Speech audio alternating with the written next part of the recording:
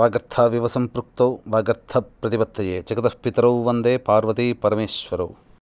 సదాశివసమారబ్ధాం శంకరాచార్యమధ్యమాం అస్మదాచార్యపర్యంతం వందే గురుపరంపరాం. ఆదిత్యాయ చ సోమాయ మంగళాయ బుధాయ చ గురుశుక్రశనిభ్యశ్చ రాహవే కేతవే నమః. శృంగేరి జగద్గురు పీఠాధిపతులకి, కంచి పీఠాధిపతులకి నమస్కారములు తెలియజేసుకుంటూ కార్యక్రమాన్ని ప్రారంభిద్దాం. వీక్షించేటువంటి బిగ్ టీవీ ఆధ్యాత్మిక ప్రేక్షకులకి ఈ రోజున వినాయక చవితి యొక్క ప్రాధాన్యత, వైశిష్ట్యత మరియు సాధారణంగా మనకందరికీ కూడా సహజ సిద్ధమైనటువంటి సందేహాలు కొన్ని ఉంటుంటాయి. ఎందుకనంటే భక్తిభావముతో ఎంతో ఆనందంగా జరుపుకునేటువంటి యొక్క వినాయక చవితి పండుగల్లో ప్రతి వ్యక్తికి కూడాను కొన్ని సందేహాలు ఉంటాయి. చేసే విధానంలో కావచ్చు, ఎవరు చేయాలి, ఎవరు చేసుకోకూడదు, ఎలా నియమాన్ని పాటించాలనేటువంటి ఒక విషయాలు, అలాగే అందులో గణపతి యొక్క ఉన్నటువంటి విగ్రహానికి సంబంధించినటువంటి వైవిధ్యమైనటువంటి రూపాల్లో ఏ రూపంతో పూజించాలి, ఎవరు చేసుకోవాలి, ఎవరు చేసుకోకూడదు అనేటువంటి విషయాల గురించి క్లుప్తముగా మనం ఈ కార్యక్రమంలో తెలుసుకుందాం. ముందుగా గణపతి పూజ అనేటువంటిది ఏ రోజున జరుపుకోవాలి అంటే, ఈ యొక్క భాద్రపద మాసంలో చవితి తిథి శుక్రవారం మధ్యాహ్నం 3 గంటల తర్వాత ప్రారంభమవుతుంది. శనివారం నాడు మధ్యాహ్నం వరకు ఉంటుంది. కాబట్టి మనం శుక్రవారం నాడు జరుపుకోవాలా లేదా శనివారం నాడు జరుపుకోవాలా అనేటువంటి యొక్క మీమాంస చాలామందికి కలుగుతుంది. ఇందులో మనం గమనించాల్సిన అంశం ఏంటంటే, శాస్త్ర ప్రమాణాన్ని అనుసరించి సూర్యోదయానికి ఏ తిథి ఉంటుందో ఆ యొక్క తిథిని వ్రత నోములకి మనం చేసుకోవచ్చు. ఇది శాస్త్ర ప్రమాణం. కాబట్టి శనివారం నాడు సూర్యోదయానికి చతుర్థి తిథి ఉంది. కాబట్టి వినాయక చవితి పండుగ మనం శనివారం రోజునే ప్రారంభించుకోవాలి, శనివారం రోజునే చేసుకోవాలి. ఇక వినాయకుడి విగ్రహం ఎప్పుడు తీసుకోవాలండి అని కూడా అంటుంటారు. కాబట్టి చాలామందికి ఈ సందేహం ఉంటుంది.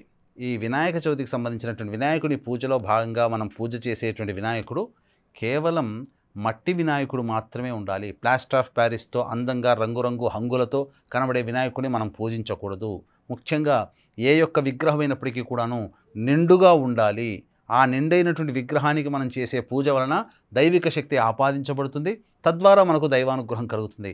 ఇప్పుడు మీరు ప్లాస్టర్ ఆఫ్ ప్యారిస్తో చేసుకున్నారనుకోండి, ఏమవుతుంది, కనబడడానికి నిండుగా ఉంటుంది, కానీ వెనక్కి తిరిగి చూస్తే, వంపి చూస్తే అదంతా కూడా డొల్లగా ఉంటుంది. దేవతా పూజలు చేసే ఏ విగ్రహం కూడా డొల్లగా ఉండకూడదు. ఇది శాస్త్ర నియమము, శిల్పశాస్త్ర నియమము. ఇక గమనించుకున్నట్లయితే ఈ యొక్క మట్టితో చేసినటువంటి వినాయకుడిని పూజించడం చాలా మంచిది. అయితే ఇంకా చాలామందికి అనేక రకాల సందేహాలు ఉంటాయి. వినాయకుడికి తొండం ఉంటుంది కదా, మరి ఏ వైపున తొండం ఉన్నటువంటి వినాయకుడు విశిష్టత అనేటువంటిది కూడా ఉంటుంది. సాధారణంగా మనము దేవాలయాల్లో ప్రతిష్ఠ చేసేటువంటి యొక్క వినాయక విగ్రహాలలో తొండం కుడివైపుకి తిరిగి ఉంటుంది. అది ఏంటంటే అసాధారణమైనటువంటి ఫలితాలను ఇస్తుంది, భక్తులను అనుగ్రహిస్తుంది ఆ విగ్రహము అని చెప్పబడుతుంది. కాబట్టి కుడివైపున తిరిగి ఉన్నటువంటి తొండము అతి శీఘ్ర ఫలప్రదాతగా వినాయకుడు ఉంటాడు. అయితే ఆ యొక్క వినాయకుడు ఆ విధంగా కుడివైపున ఉన్నటువంటి విగ్రహం ఉన్నటువంటి వినాయకుడిని పూజించడం అనేటువంటిది సాధారణమైనటువంటి విషయం కాదు. ప్రతిరోజు కూడాను త్రికాలములో నిత్య ధూపదీప నైవేద్యములు అనేటువంటివి జరిగితేనే ఆ విధంగా పెట్టుకోవాలి. అయితే దేవాలయంలో ఈ విధమైనటువంటి ఉపచారం చేసే అవకాశము, వెసులుబాటు ఉంటుంది. కాబట్టి దేవాలయంలో ప్రతిష్ఠ చేసేటువంటి వినాయకుని యొక్క విగ్రహానికి తొండం కుడివైపున ఉంటుంది. సాధారణంగా వినాయక చవితి రోజున మనం పూజ చేసేటువంటి వినాయకుని విగ్రహానికి ఎడమవైపున తొండం ఉన్నట్టయితే అత్యంత శుభఫలప్రదాత అని మనకు చెప్పబడి ఉంది. కాబట్టి వీక్షించేటువంటి బిగ్ టీవీ ప్రేక్షకులు ఎడమవైపుకి తిరిగి ఉన్నటువంటి వినాయకుడి విగ్రహం, తొండం ఎడమవైపు తిరిగినటువంటి విగ్రహాన్ని కొనుక్కొని ఇంట్లో మీరు పూజ చేసుకోవచ్చు. కొన్ని చిత్రపటాలలో చూసినా, కొన్ని విగ్రహాల్లో చూసినా తొండము అధోముఖంగా అంటే కింది వైపున చూస్తూ ఉన్నట్టుంది. అనగా వంకి తిరిగి ఉన్నప్పటికీ వంకి తిరిగి ఉండి మళ్ళీ ఇట్లా కిందికి తిరిగి ఇలా ఉంటుంది కొన్ని విగ్రహాల్లో. అది యోగ వినాయకుడు. కాబట్టి యోగంలో అనగా ధ్యాన తపోనిష్టలో ఉన్నటువంటి వినాయకుడిని మనం అర్చించకూడదు శాస్త్ర ప్రకారము. ఈ సందర్భంగా చాలామందికి ఉండేటువంటి యొక్క సందేహం ఏంటంటే, అసలు వినాయకుడి యొక్క విగ్రహం ఎలా ఉండాలి? చతుర్భుజుడై ఉండాలి వినాయకుడి యొక్క విగ్రహము. అభయహస్తము, అలాగే వరదహస్తము, అలాగే శంఖము మరియు ఇతర ఆయుధం అనేటువంటిది, అనగా ఈ శంఖచక్రములు అనేటువంటివి ఉంటాయి ఈ యొక్క వినాయకుడికి. లేదా ఘంట, ఇవన్నీ కూడా ధరించవచ్చు. ఇవన్నీ కొన్ని విగ్రహాల్లో ఉన్నాయి. ఖచ్చితముగా యజ్ఞోపవీతం ఉన్నటువంటి వినాయకుడినే మీరు అర్చించాలి. యజ్ఞోపవీతము లేనటువంటి వినాయకుడిని అర్చించితే మీకు ఆ యొక్క వినాయకుని యొక్క అనుగ్రహము కలగదు. ఇది గుర్తుపెట్టుకోండి. ఇక చాలామంది స్త్రీలకు వచ్చేటువంటి యొక్క సహజమైనటువంటి ఈ అనుమానము కావచ్చు, సందేహము కావచ్చు. గర్భిణీ స్త్రీలు చేసుకోవచ్చా? బహిష్టు అయినటువంటి స్త్రీలు చేసుకోవచ్చా? ఏటి సూతకంలో ఉన్నవాళ్ళు చేసుకోవచ్చా?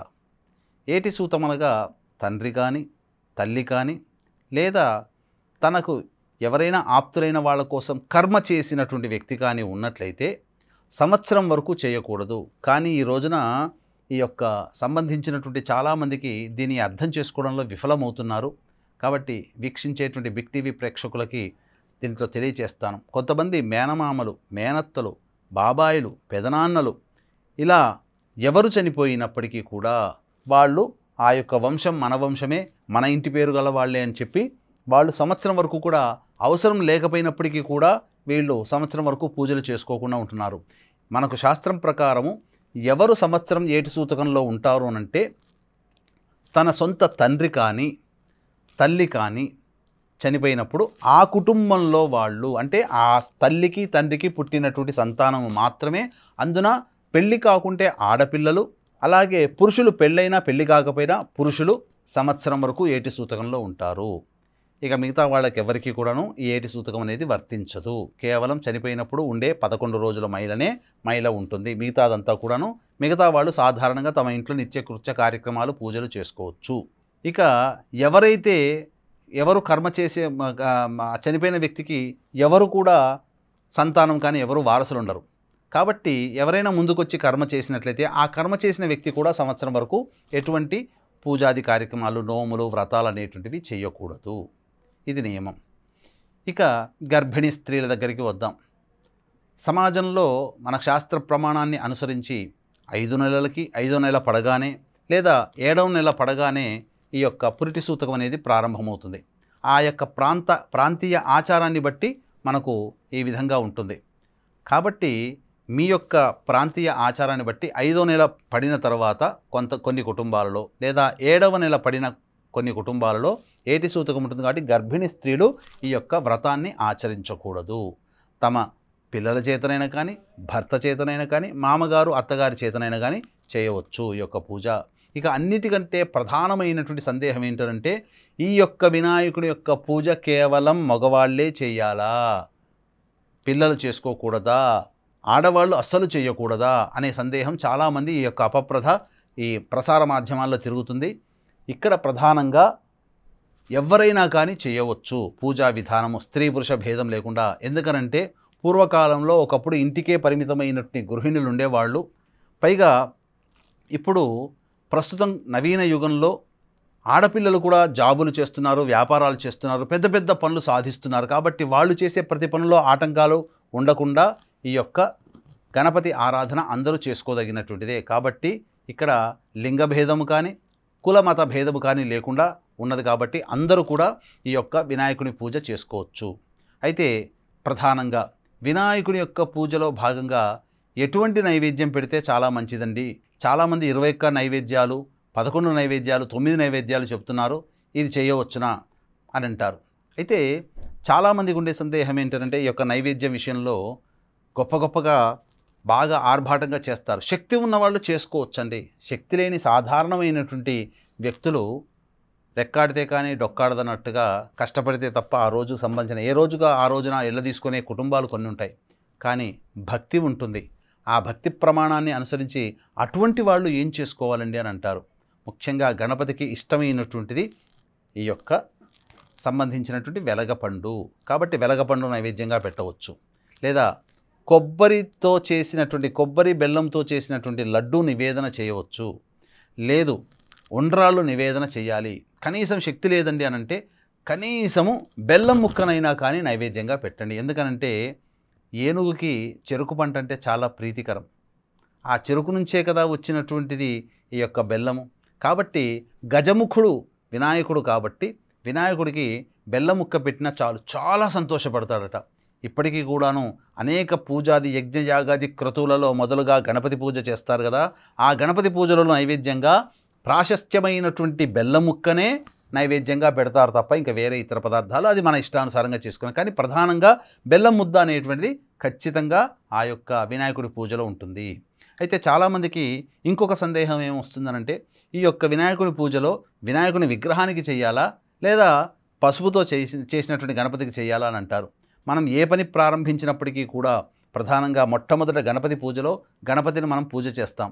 కాబట్టి ఏ యొక్క యజ్ఞక్రతువులు చేసినా, అభిషేకం చేసుకున్న, హోమాలు చేసుకున్న పసుపుతో చేసినటువంటి గణపతిని మనం పూజిస్తాం. కాబట్టి ఇక్కడ కూడా పసుపుతో చేసినటువంటి గణపతిని మరియు మనం తెచ్చుకున్నటువంటి మట్టి గణపతిని కూడా ఏకకాలంలో మనం పూజ చేసుకోవచ్చు. కానీ హరిద్రా గణపతి అంటే పసుపుతో చేసినటువంటి గణపతి ఖచ్చితత్వముతో ఉండాలి. ఎందుకనంటే ఈ యొక్క వినాయకుడు ఉద్భవించినటువంటి సంఘటన కనుక చూసుకున్నట్లయితే, అమ్మవారు స్నానం ఆచరిస్తుండగా నలుగుకు పెట్టుకునేటువంటి యొక్క ఈ పసుపు ముద్దని ప్రాణం పోసి మనిషిగా మార్చిందట. కాబట్టి గణపతి పుట్టుకే ఈ యొక్క పసుపుతో నిమిలీకృతమై ఉంది. కాబట్టి పసుపు గణపతిని ఖచ్చితంగా మీరు ఈ యొక్క వినాయక చవితి రోజున వరసిద్ధి వినాయకుని రూపంలో కొలుచుకోవాలి. ఇక ఎందుకండి ఈ యొక్క వినాయకుని ఆధిపత్యం, ఎవరెవరు పూజించారు, అసలు సృష్టికి మొదలుందా అని అంటుంటారు. కాబట్టి ఇక్కడ గమనించాల్సిన అంశం ఏంటంటే, బ్రహ్మ తన సృష్టిని ప్రారంభించే సందర్భంలో వినాయకుడిని పూజించకుండా ఈ యొక్క సృష్టిని ప్రారంభం చేశాడు. కానీ ఆ సృష్టి అంతా కూడా అసంపూర్ణమైపోయి ఎప్పుడు కూడా అవాంతరాలు ఎదురయ్యేసరికి తప్పు తెలుసుకున్నటువంటి బ్రహ్మదేవుడు ఆ యొక్క వినాయకుడిని చక్కగా మనస్ఫూర్తిగా అర్చన చేసి తర్వాత సృష్టి ప్రారంభించాడు. అయితే వినాయకుడు ఓంకార రూపంలో ప్రత్యక్షమయ్యి ఆ యొక్క బ్రహ్మకి ఆ అవాంతరాలు రాకుండా, సృష్టిలో అవాంతరాలు రాకుండా అనుజ్ఞ ఇచ్చాడు. కాబట్టి అకార ఉకార మకార స్వరూపమైనటువంటి ఓంకార రూపంలో మొట్టమొదటి బ్రహ్మకి కనిపించి ఆ యొక్క అవాంతరాలను తొలగించాడు. కాబట్టి ఆ రోజు నుంచి ఇప్పటి వరకు కూడాను ప్రతి పనిలో కూడాను బ్రహ్మంతటి వాడే వినాయకుడిని పూజించగా సామాన్యమైన మానవులైన మనము ఆ యొక్క గణపతిని ఉపాసించకుండా ఉండలేము కదా. కాబట్టి మనం చేసే ప్రతి పనికి కూడాను ఆ యొక్క గణపతిని మనం ముందుగా పూజించుకోవాలి. చాలామందికి ఉండేటువంటి ఒక సందేహం ఏమిటంటే, ఏ రోజున చంద్రుణ్ణి చూడకూడదండి అని అంటుంటారు. కాబట్టి ముఖ్యంగా చవితి తిథి శుక్రవారం నాడు ఉంది, మరియు శనివారం నాడు కూడా ఈ యొక్క చవితి తిథి ఉంది.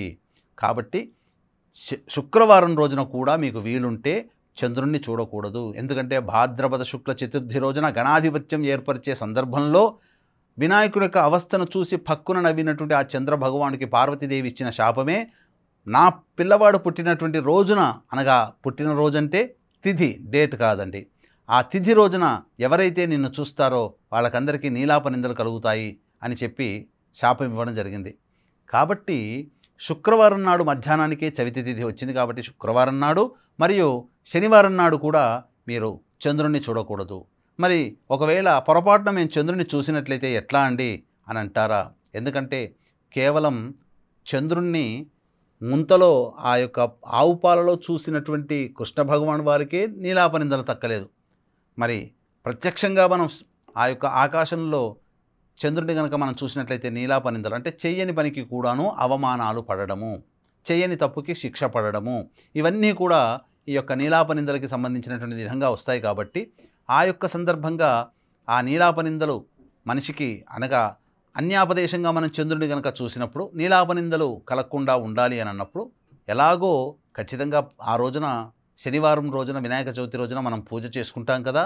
ఆ పూజ చేసినప్పుడు చక్కగా కథ వింటాము కదా. అలాగే అక్కడ ఆ పూజలో భాగంగా వాడబడినటువంటి అక్షితల్ని తలపై వేసుకొని ఆ యొక్క వినాయకుడి కథ వింటారు కదా. ఆ వినాయకుడి దగ్గర 8 గుంజీళ్ళు తీసి ఆ వినాయకుడికి పూజ చేసినటువంటి అక్షితలు ఉన్నాయి కదా, అక్షితలు శిరస్సు మీద వేసుకొని ఆ యొక్క చంద్రుని చూసినటువంటి దోషము తొలగిపోవాలని చెప్పి మనస్సులో భావన చేసుకోండి. తప్పకుండా ఆ వినాయకుడి యొక్క అనుగ్రహంతో చంద్రుని చూసినటువంటి దోషము కూడా మీకు తొలగిపోతుంది. ఇక ఎన్ని రోజులు పూజ చేసుకోవాలండి అని కూడా చాలామంది అంటుంటారు. మీకు కనుక భగవంతుడు శక్తినిస్తే, భక్తినిస్తే, అవకాశం ఉంటే, సమయం ఉంటే అన్నిటికంటే మించి మీరు 9 రోజులు చేయండి, 7 రోజులు చేయండి, అలాగే 5 రోజులు చేయండి, కనీసం 3 రోజులైనా. ఇక లేదు అన్నప్పుడు కనీసం ఆ యొక్క వినాయక చవితి రోజునైనా కానీ ఆ వినాయకుడికి పూజ జరిపించి షోడశోపచార నైవేద్యముగా చక్కగా షోడశోపచార పంచోపచార పూజలుగా నైవేద్యము సమర్పించి తప్పకుండా ఆ యొక్క వరసిద్ధి వినాయకుడి యొక్క అనుగ్రహాన్ని పొందండి. ఎందుకంటే వరసిద్ధి వినాయకుడి రూపంలో మనం ఈ యొక్క భాద్రపద శుక్ల చతుర్థి రోజున వినాయకుడిని మనం పూజిస్తాం. అంటే అడిగినటువంటి వరాలన్నీ కూడాను ఇచ్చి జ్ఞానాన్ని ప్రసాదించి మనకు సిద్ధిత్వాన్ని, అనగా ఆ యొక్క పనులను పూర్తి అయ్యేటువంటి స్థితిని మనకు కలగజేస్తున్నాడు కాబట్టే వరసిద్ధి వినాయకుడిగా ఈ యొక్క వినాయక చవితి రోజున మనం ఈ యొక్క వినాయకుడిని మనం కొలవబడుతున్నాం. కాబట్టి చక్కగా ఆ వినాయకుడి యొక్క పూజని అందరూ ఆచరించండి, ధన్యాత్ములు కండి. ఆ వరసిద్ధి వినాయకుడి యొక్క అనుగ్రహం వలన మీకున్నటువంటి సమస్యలన్నీ కూడాను తొలగిపోతాయి. ఇక అన్నిటికంటే ప్రధానముగా ఈ యొక్క వినాయకుడికి నైవేద్యం చెప్పుకున్నాం. మరి అయితే ఇందులో ఏకవింశతి పత్రాలు అన్నీ దొరకవు కదండి. మరి ఆ ఏకవింశతి పత్రాల్లో దొరకనటువంటి వాటి గురించి మనం ఏం చేయాలి అని అన్నప్పుడు కనీసము ఆ యొక్క ఏకవింశతి 21 రకాల పత్రములు దొరకకపోయినా కనీసము గరికైతే దొరుకుతుంది కదండి. ఆ గరికతో గణపతికి అర్చన చేయండి. ఎందుకనంటే ఇప్పుడు బయట మార్కెట్లో దొరికేటివన్నీ కూడాను చాలా మటుకు ఒక 10-12 మాత్రమే ఒరిజినల్గా ఉంటున్నాయి, మిగతావన్నీ కూడాను ఫేక్గా ఉంటున్నాయని చెప్పవచ్చు. కాబట్టి బయట మార్కెట్లో దొరికేటువంటిది కాకుండా స్వతసిద్ధంగా మీరు వెళ్ళి తెచ్చుకున్నటువంటి పత్రిని మీరు కనుక పూజలో వాడుకున్నట్లయితే తప్పకుండా మంచి జరుగుతుంది. ఇక మట్టి గణపతిని మనం పూజ చేస్తాం కాబట్టి మీరు అవకాశం ఉంటే ఇప్పుడు బాయిలు లేని ఊరంటూ లేదు కాబట్టి బావిలోనైనా నిమజ్జనం చేయండి, చెరువులోనైనా నిమజ్జనం చేయండి, లేదా కాలువలోనైనా నిమజ్జనం చేయండి. లేదు ఇవన్నీ లేవండి, సిటీ ప్రాంతం మాకు ఇవన్నీ ఉండవు కదా అంటే ఒక బకెట్లో నిండా నీళ్లు పోసి ఆ బకెట్లో కూడా ఆ మట్టి వినాయకుడిని నిమజ్జనం చేయండి. చేసిన తర్వాత ఆ మట్టి అంతా కరిగిపోతుంది కదా, ఆ నీటిని అంతా కూడాను ఎవరు తొక్కని ప్లేస్లో కానీ లేదా పూల కుండీల్లో కానీ ఆ నీటిని మీరు వినియోగించవచ్చు. తిరిగి మళ్ళీ అది మీకు మంచిగా ఉపయోగపడుతుంది. ఒకరోజు కానీ 3 రోజులు కానీ ఈ విధంగా మీరు చేయవచ్చు. అయితే చేసినటువంటి సందర్భంలో ప్రధానంగా ఈ సంబంధించినటువంటి నియమ ప్రకారము ఉదయము సాయంత్రం కనీసం దీపారాధన చేసి నైవేద్యం పెట్టండి. ఇక ముఖ్యంగా బహిష్టు అయినటువంటి స్త్రీలు కనుక ఉన్నట్లయితే ఈ పూజ చేసుకోవచ్చా? ఎంతో ఆనందంగా చక్కగా ప్రశాంతంగా ఈ యొక్క పూజ చేసుకుందామని అన్ని రకాలుగా మీరు సమకూర్చుకుంటారు. కానీ తీరా సమయానికి వచ్చేసరికి ప్రకృతి పరంగా వచ్చేది కదండి, మన చేతిలో ఉండదు. రమ్మంటే రాదు, పొమ్మంటే పోదు. మన చేతిలో లేనటువంటి ప్రకృతి ధర్మాన్ని మనం ఆపలేము. కాబట్టి ఆ రోజున ఎవరికైనా ఇబ్బంది కనుక ఆడవాళ్ళు కనుక వచ్చినట్లయితే దూరంగా ఉండండి, పూజకి దూరంగా ఉండి మీ వారి చేతనైనా కానీ లేదా మీ పిల్లల చేతనైనా కానీ ఆ యొక్క పూజను జరిపించండి. తదనంతరం ఇంట్లో ఇంకా ఆ రోజు పూజ జరిగినటువంటి రోజులు ఆ 1 రోజు కానీ 3 రోజులు కానీ ఇంట్లో ఎటువంటి వస్తువుల్ని తాకకూడదు. ఎందుకనంటే నియమ ప్రకారం మనం వ్రతాన్ని ఆచరిస్తున్నాం కాబట్టి ఈ విధంగా మీరు ఈ యొక్క నియమాల్ని పాటించండి. చక్కగా మీకు పనికి వస్తుంది. 4వ రోజుకి ఇంట్లో కార్యక్రమాలు అనగా ఇంట్లో తుడుచుకోవడానికి పనికి వస్తుంది. 5వ రోజు నుంచి దేవతా పూజలు కనుక చేసుకోవడానికి అవకాశం ఉంటుంది. కాబట్టి వీక్షించేటువంటి ప్రేక్షకుల్లో 5వ రోజు కనుక ఉన్నట్లయితే ఖచ్చితంగా ఆ వినాయక చవితి 5వ రోజు అయితే మీరు పూజాది కార్యక్రమాలు చేసుకోవచ్చు అని చెప్పడంలో ఏమాత్రం సందేహం లేదు. ఇవ్వండి ఈ యొక్క వినాయక చవితి సందర్భంగా వచ్చేటువంటి అందరికీ సామాన్యమైనటువంటి సందేహములు. కాబట్టి ఈ వీడియో మీకు నచ్చితే లైక్ చేయండి, షేర్ చేయండి. ఎందుకంటే ఈ ధర్మ సందేహాలు 10 మందికి ఉపయోగపడాలి. కాబట్టి మీ ఇంట్లోని వాళ్ళందరికీ కూడా షేర్ చేసి మీ ఈ యొక్క ఆనందాన్ని అందరితో పంచుకోండి. సర్వం Umamaheshwara పరబ్రహ్మార్పణమస్తు. For more videos like this, subscribe Big TV channel.